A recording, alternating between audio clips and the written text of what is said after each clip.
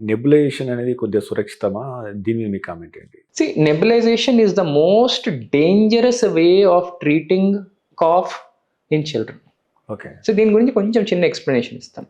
బేసికల్గా ఏంటంటే nebulisation can be given, should be given in acute conditions. అంటే నెబులైజర్లు ఏంటంటే బ్రాంకో డైలేటర్ అని ఉంటుంది. సింపుల్గా ఎక్స్ప్లెయిన్ చేస్తాను. గొట్టాలు ఏవైతే ఉంటాయి మన గాలి గొట్టాలు లంగ్స్లోకి వెళ్ళేటివి, మనకు సడన్గా ఆస్తమా ఉంది నాకు, లేదంటే వైరల్ ఇన్ఫెక్షన్ వచ్చింది, గొట్టాలు ఇంత ఉన్నాయి, సడన్గా చిన్నగా అయిపోతాయి వాపు వచ్చేసి. సో నీకు గాలి బయటకు వచ్చే ప్రక్రియ బ్లాక్ అయిపోతుంది, దాంతో నీకు ఆయాసం పెరుగుతూ ఉంటుంది. సో నేను బ్రాంకో డైలేటర్ అనే మెడిసిన్ ఇచ్చి ఈ గొట్టాలని పెద్దగా చేస్తాను, సో దట్ ఎయిర్ ఈజీగా లోపలికి బయటికి కదలగలుగుతుంది. ఇది ట్రీట్మెంట్ బేసికల్గా ఇవ్వాల్సింది. ప్రాబ్లం ఏంటంటే నేను ఇది చేసినప్పుడు ఇక్కడ వాపు ఉంటుంది కాబట్టి నేను ఆక్సిజన్తో సహా ఈ ట్రీట్మెంట్ ఇవ్వాలి, నెబులైజర్ ఇవ్వాలి అంటే ఈ బ్రాంకో డైలేటర్ ఇచ్చి.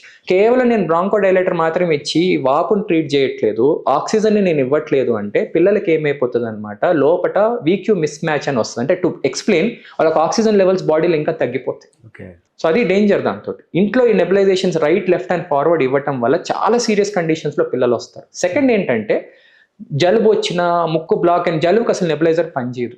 పేరెంట్స్ ఇంట్లో నెబులైజర్ కొనేసుకుంటారు, పక్కింట్లో నెబులైజర్ ఉందని వాడేస్తారు. జలుబుకి అసలు పనిచేయదు. నెబులైజర్ అనేది ఏంటంటే బ్రాంకో డైలేటర్, కింద ఊపిరితిత్తులకి, ఇక్కడికి అసలు పనిచేయదు. మీరు తీసుకునే అదే మందులు, అదే నాణ్యమైన మందులు మెడ్ ప్లస్ బ్రాండ్స్ పై సగం ధరకే.